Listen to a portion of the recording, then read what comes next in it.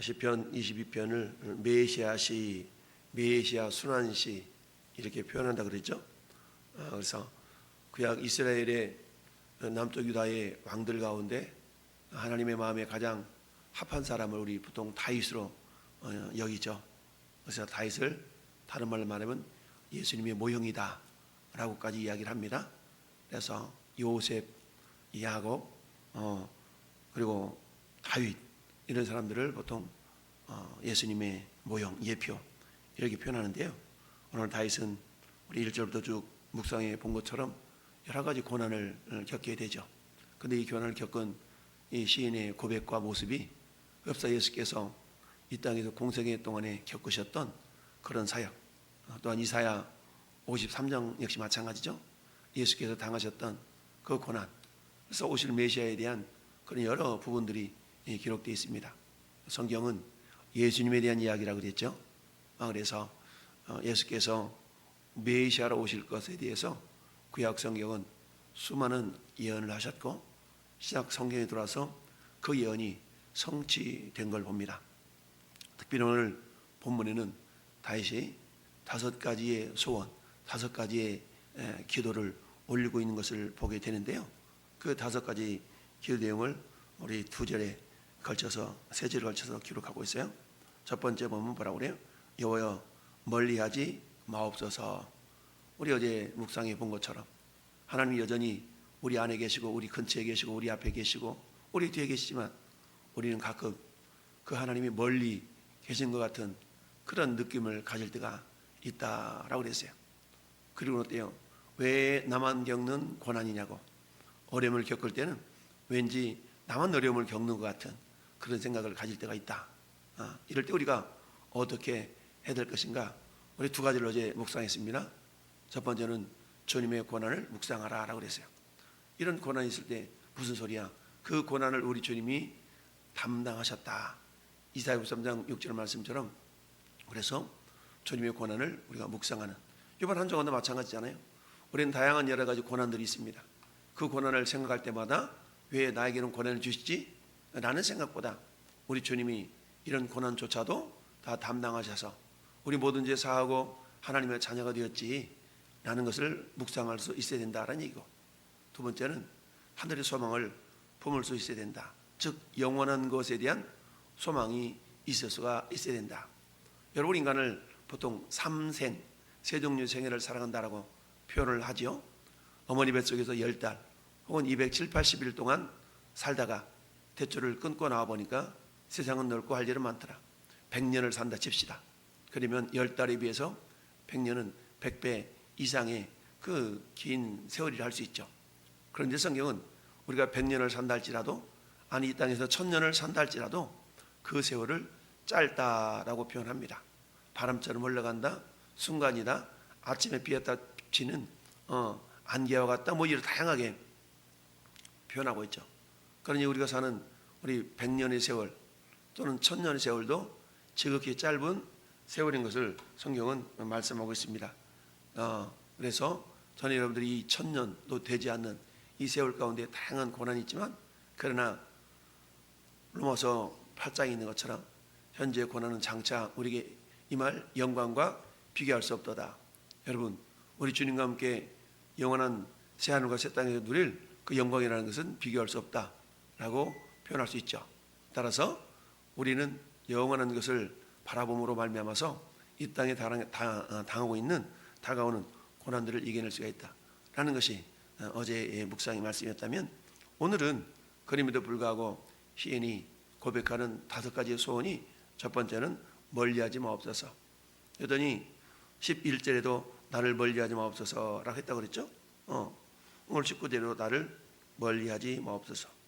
왜냐하면 본인이 직접 경험하고 있는 다양한 고난의 모습들, 이 고난의 모습들을 통해서 하나님은 나를 멀리하고 계신 건 아닌가 라는 그런 생각을 가질 수가 있다는 얘기죠. 그러나 주님은 우리에게 말씀하시기를 내가 과연 너희를 떠나지 않냐고 너희를 버리지 않는다 라는 말씀을 하셨고, 고린도전서 10장 13절의 말씀에는 사람이 감당할 시험 밖에는 너희에게 당한 것이 없다. 즉 우리가 당하는 시험이라는 것은 우리가 감당할 만한 것이기에 하나님께서 그 시험을 허락하신다라는 것을 잊지 말아야 된다라고 했습니다. 멀리하지 마옵소서. 그러나 하나님은 여전히 우리와 함께 하신다.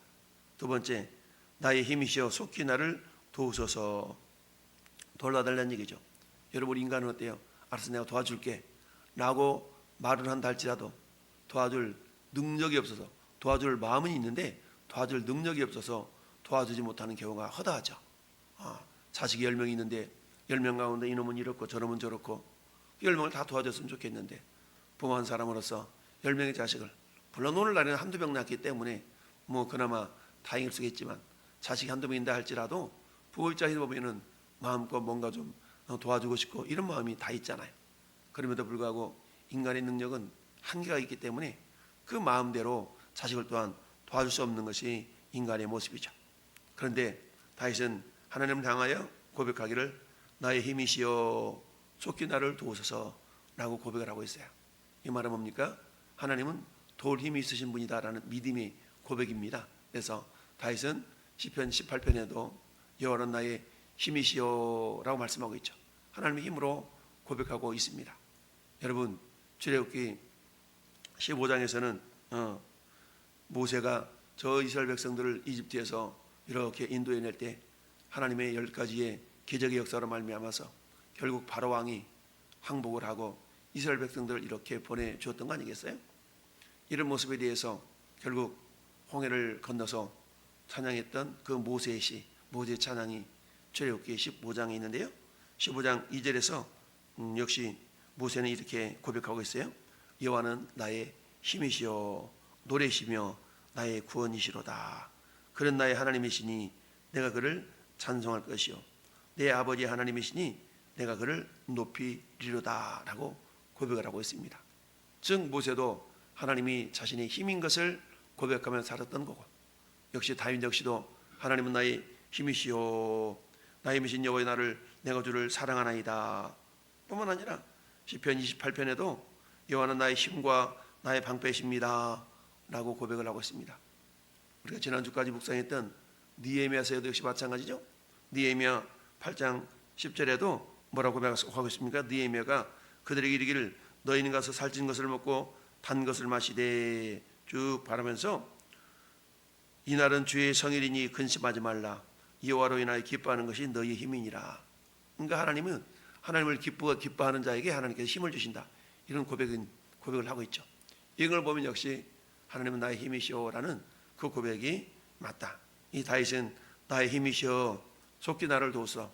두 번째처럼 하나님이 나의 힘이 되시기 때문에 나를 도우실 수가 있다라고 고백을 하고 있죠.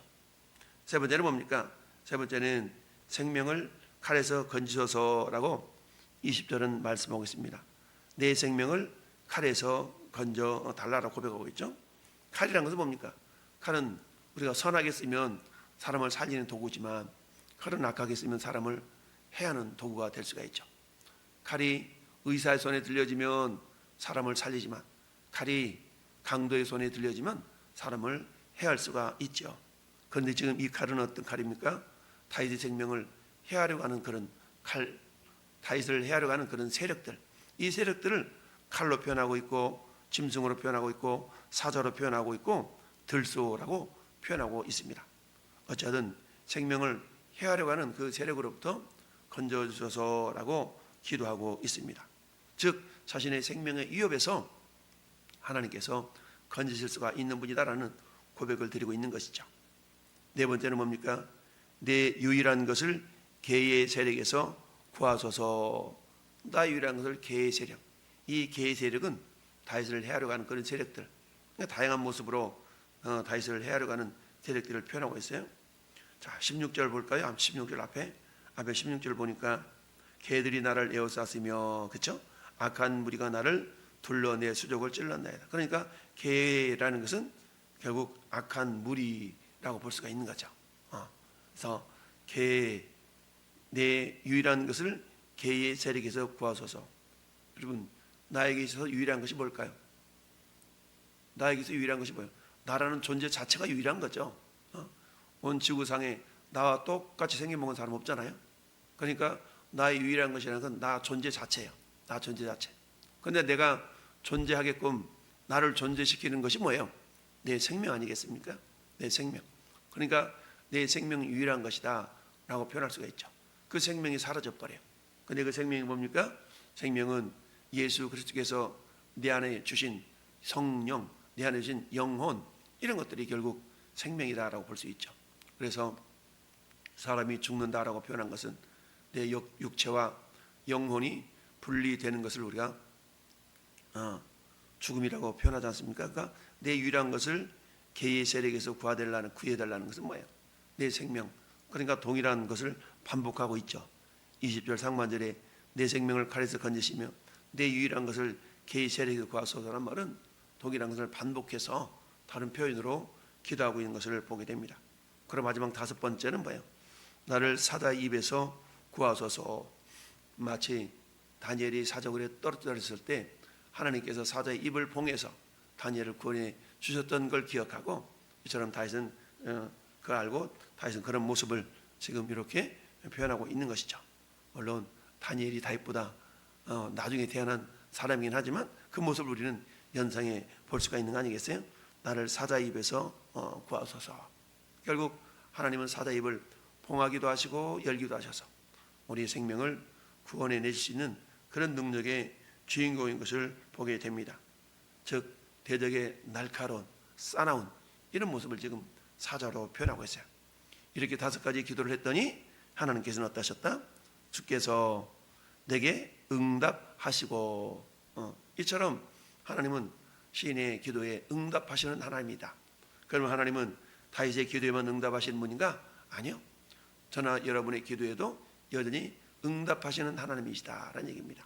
그래서 하나님은 오늘도 우리가 기도한 것을 가지고, 기도거리를 가지고 하나님은 천군 천사를 보내시고 성령을 통해서 일을 하고 계신다. 하나님이 일하고 계심을 성경은 요한복음 15장에서 나는 참 포도나무요 내 아버지는 농부다라고 그랬죠. 하나님을 농부로 표현하고 계신 것은 하나님은 일하시는 분이다 라는 것을 우리에게 보여주고 있습니다. 아버지께서 일하시니 나도 지금까지 일한다라고 주님이 요한복음에서 또한 말씀하고 계시죠. 이처럼 하나님은 여전히 지금도 온 우주를 말씀으로 보존하시고 말씀으로 붙들고 계시고 온 우주를 다스리고 통치하시는 일을 하고 계신다라는 것을 우리가 잊어서는 안 됩니다. 이 하나님은 일하시는 하나님. 우리가 예레미야 33장 2절에 이를 향하는 여호와 그렇잖아요. 그것을 지어 성취하는 여호와가 이같이 이르시도다. 하나님이 지금도 일하셔요. 근데 뭘 가지고 일하실까? 일거리가 있어야겠다. 일거리. 그 일거리는 뭡니까? 우리의 기도가 곧 하나님이 일하시는 일거리일 수가 있다는 얘기죠. 그래서 이를 향하는 여호와, 그걸 지어 성취하는 여호와가 이같이 이르시도다. 너는 내게 부르짖으라. 내가 내게 응답하겠고 네가 알지 못하는 그 은밀한 일 내게 보이리라 라고 말씀합니다. 이처럼 하나님은 우리의 기도에 응답하시되 뭐 어떻게 일을 하시는 모습으로 응답하시는 하나님이다. 다윗도 주께서 내게 응답하시고 라고 표현하고 있습니다. 여러분 사도 바울도 에베소서 3장 20절에서 그렇게 고백하고 있습니다. 우리 하나님은 우리의 구하는 것이나 생각하는 것보다 능히 넘치도록 역사하시는 하나님이다. 여러분 우리는 이것만 생각했는데 하나님 우리보다 앞서 행하시며 우리의 생각을 현실로 이렇게 드러내 보이시는 하나님이신 것을 우리에게 보여주고 있습니다. 그래서 뭐라고 해요? 쉬지 말고 기도하라. 항상 기도하라. 쉬지 말고 기도하라. 이처럼 기도하라는 말씀이 성경의 많은 부분에서 나타나고 있습니다. 우리 이런 말씀을 기억하면서 이 아침 주 앞에 나와서 우리가 기도와 간구로 너희 구할 것을 감사함으로 하나님께 아뢰라 했던 빌보스의 말씀을 기억하면서 저는 여러분들이 하나님 나 이런 문제 저런 문제 있는 것뿐만 아니라 우리 가정의 문제, 교회 문제, 이 나라 이민족의 문제, 전 세계적인 문제, 이처럼 우리가 기도의 지경을 넓혀 간다 그러면 하나님께서는 정말 그 능력이 부족함이 없으신 전능하신 하나님, 전능자의 손길로 우리의 기도에 능히 응답해 주실 줄 믿습니다. 여러분 이 다윗의 대적들은 어떻게든지 다윗을 해하려고 하는 그런 목적을 가지고 있었던 거 아니겠어요? 오늘날은 어떻습니까? 저와 여러분들 대적이라고 우리 살아가는 데서 칼 들고 총 들고 너 죽어 이런 사람이 얼마나 많습니까? 거의 없죠. 그렇다면 이것을 우리가 오늘날은 어떻게 이해할 수가 있겠어요? 그것은 영적인 싸움입니다.